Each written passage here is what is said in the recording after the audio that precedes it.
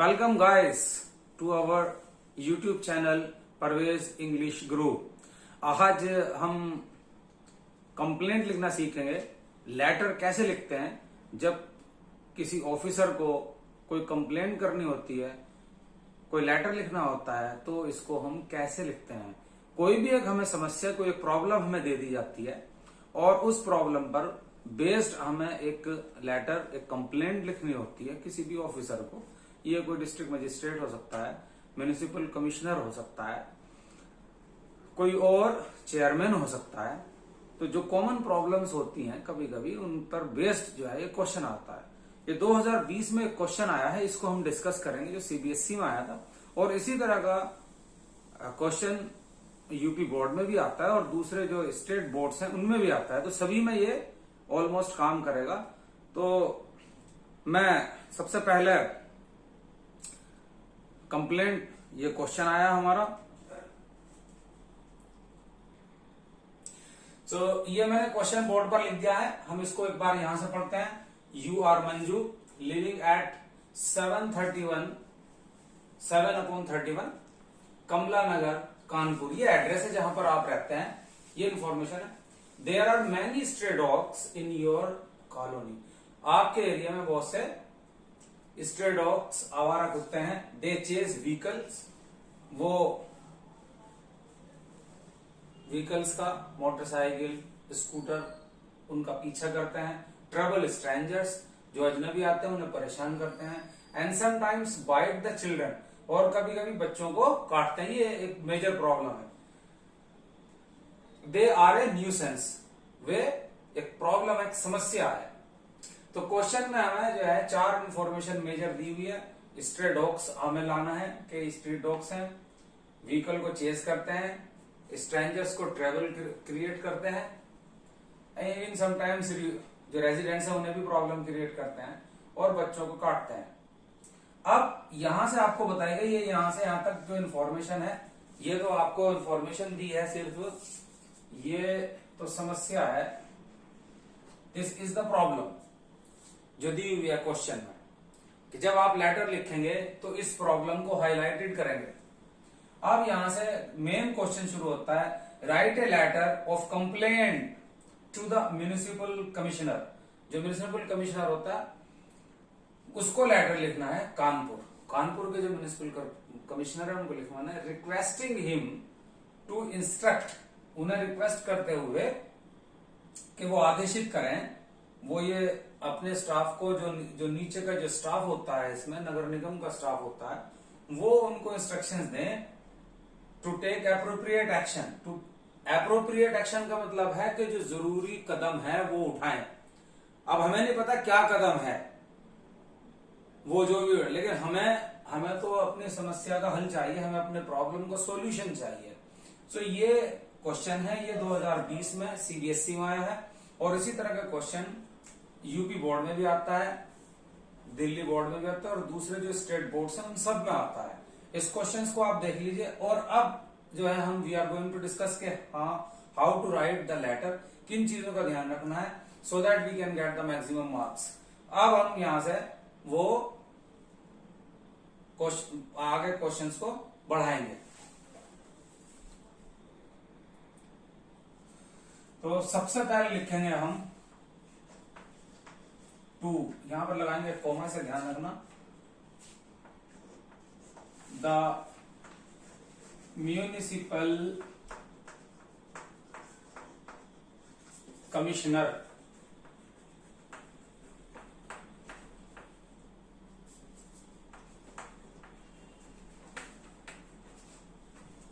Municipal commissioner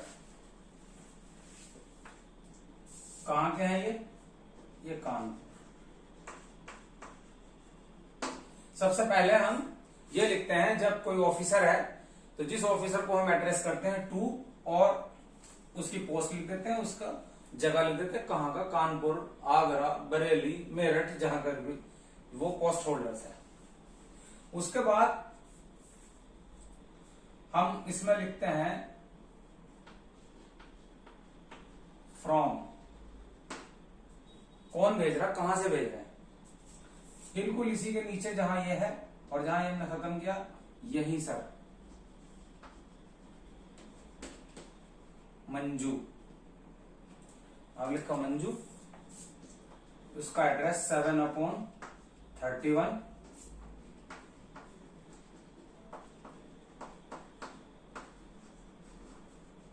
कमला नगर कानपुर। ये हमने लिख दिया। लिखने वाला कौन, किसको लिखा जा रहा है, म्युनिसिपल कमिश्नर को। कौन लिख रहा है, मंजू लिख रही है। ये इंफॉर्मेशन बदली जा सकती है क्योंकि ये क्वेश्चन में दी हुई है, तो कोई भी लड़की या लड़का ये ना समझे कि मंजू की जगह मैं राजू लिख लूं या कोई और नाम लिख लूं। जो इंफॉर्मेशन क्वेश्चन में दी हुई है हम उसको लिखेंगे। अगर ये नाम नहीं दिया हुआ है तो फिर नाम की जगह XYZ लिख देते हैं। अब यहां पर यहां से हम शुरू करेंगे, respected sir,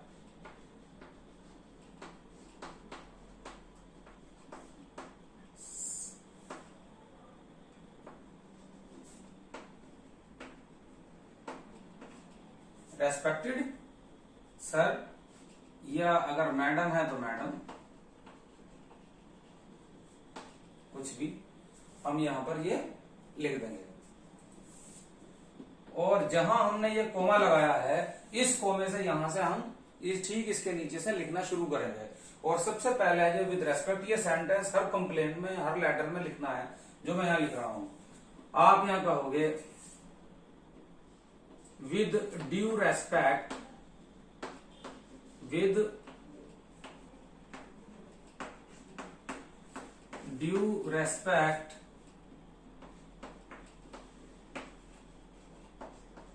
I beg to say, ये तो तुम्हें लिखना है with due respect I beg to say, इसे रट लो, ये हमेशा लिखना है। क्या कहना है, अब यहां पर अपनी बात कहनी। सबसे पहली बात हमें ये कहनी है कि मैं कमला नगर कानपुर में रहती हूं। So with due respect I beg to say that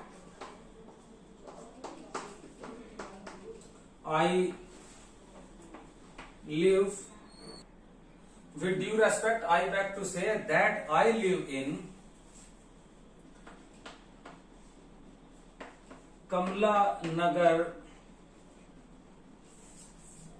colony. इतनी बात कह दी हमने। एक सेंटेंस लिख दिया कि मैं कमला नगर कॉलोनी में रहती हूं। जाहिर है कमला नगर कॉलोनी कानपुर की बात करें, जब हम कमिश्नर कानपुर को लिख रहे हैं तो वो इतनी बात क्लियर है ऐसे कि ये कमला नगर कॉलोनी कानपुर में जो है उसी की बात हो रही है। कमला नगर कॉलोनी आगरा में भी हो सकती है, बनारस में भी हो सकती है, बरेली में भी हो सकती है, अलीगढ़ में हो सकती है, लेकिन हम बात कर रहे हैं कानपुर की, क्योंकि हमने कानपुर कमिश्नर को लिख रहे हैं। तो यहां लिखने की जरूरत नहीं है हमें कि I live in Kamla Nagar colony Kanpur, यहां लिखने की जरूरत नहीं है। अब यहां पर जो है, यहां से इतनी बात लिखने के बाद अपनी समस्या को, अपनी प्रॉब्लम्स को अब उठाएंगे, हम हाईलाइटेड करेंगे कि हम क्या प्रॉब्लम फेस कर रहे हैं। तो अब आप सबसे पहले बताएंगे कि बहुत सारे जो स्ट्रे डॉग्स हैं, स्ट्रे या स्ट्रीट डॉग्स एक ही बात है, लेकिन जो क्वेश्चन में वर्ड दिया हुआ है उसको थोड़ा सा बदलकर हम लिख देंगे। तो हम कहेंगे कि कॉलोनी में बहुत से आवारा कुत्ते हैं, तो उसकी इंग्लिश हम बनाएंगे There are many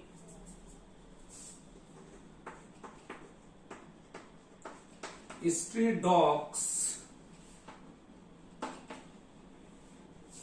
in our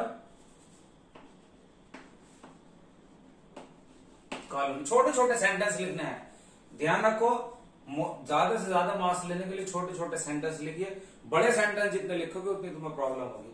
so there are many street dogs in our colony. हमने बता दिया कि बहुत सारे कुत्ते हमारी कॉलोनी में हैं। क्या करते हैं वे? अब आप बता दीजिए क्वेश्चन में जो इन्फॉर्मेशन है कि वो बता रहे थे पीछे भागते हैं, ठीक है। हम कहेंगे they chase the vehicle, they chase the vehicle, vehicle को चेस करते हैं, उनके पीछे भागते हैं। यहीं पर कोमा देकर दूसरी बात क्या थी कि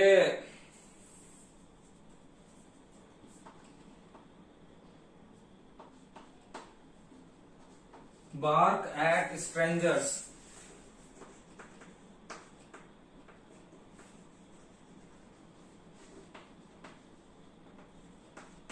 अजनबियों पर भौंकते हैं। और क्या करते हैं? And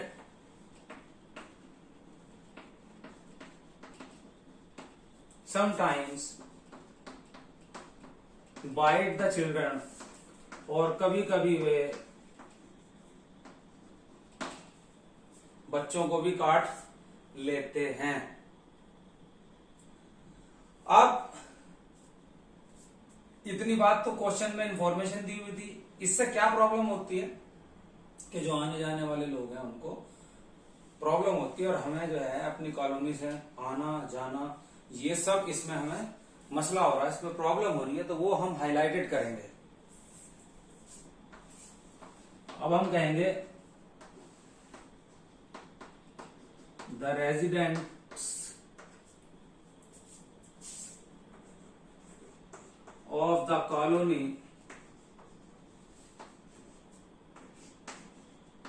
face the problems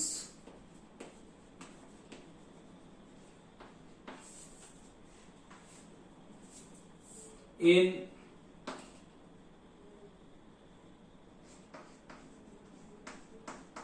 passing and walking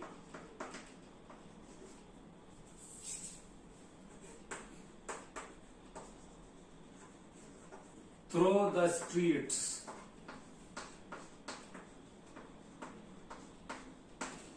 problem ये हो रही है, अब हमने समस्या बता दी कि जो लोग पैदल चलते हैं ये वहां से क्रॉस होते हैं, वो प्रॉब्लम फेस कर रहे हैं इसकी वजह से।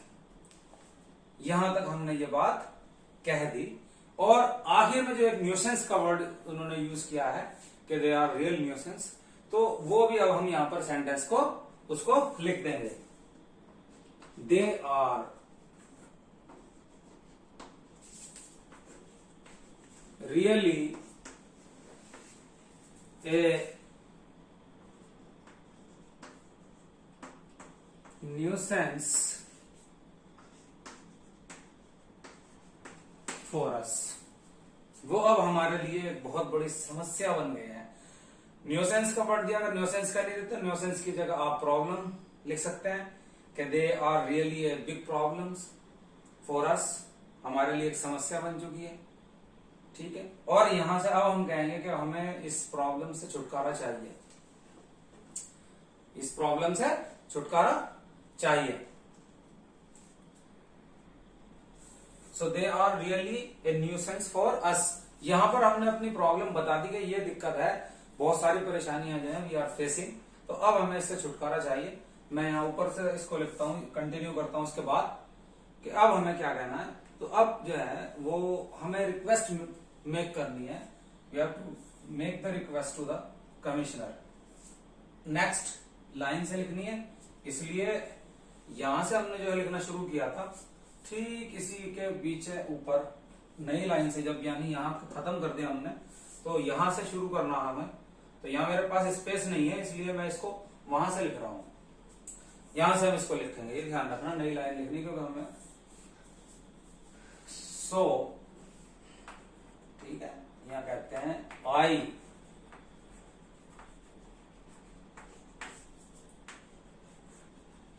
Request you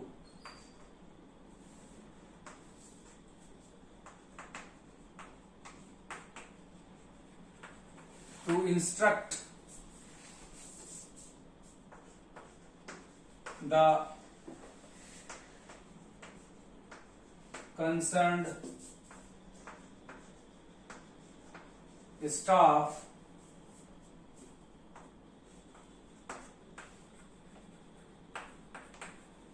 to control the dogs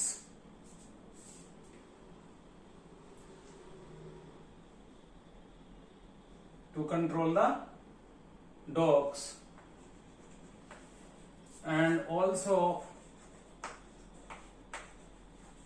to take other necessary steps to solve this problem. अब हमने कहा कि भाई आप अपने स्टाफ को इंस्ट्रक्ट कीजिए, उन्हें बताइए, आदेशित कीजिए कि वो इन कुत्तों को, डॉग्स को, इनको कंट्रोल करने में वो कोई एक्शन ले, और इसके अलावा कंट्रोल करने के अलावा कोई और भी जो भी नेसेसरी स्टेप्स हो सकते हैं अकॉर्डिंग टू द लॉ, जो कुछ भी कानून में हो उनके हिसाब से काम ले, लेकिन ये प्रॉब्लम्स हमारी सॉल्व होनी चाहिए। बस इतनी बात लिखते हैं, क्योंकि हम ये फॉर्मल लेटर लिख रहे हैं, ऑफिशियल लेटर लिखते हैं, तो ज्यादा जो है वो खींचकर हम नहीं लिखते हैं।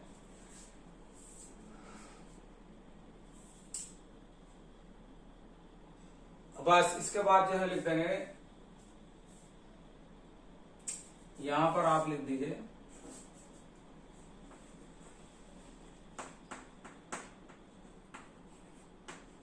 Thanking you. क्या नाम था इसका लिखने वाला? मंजू।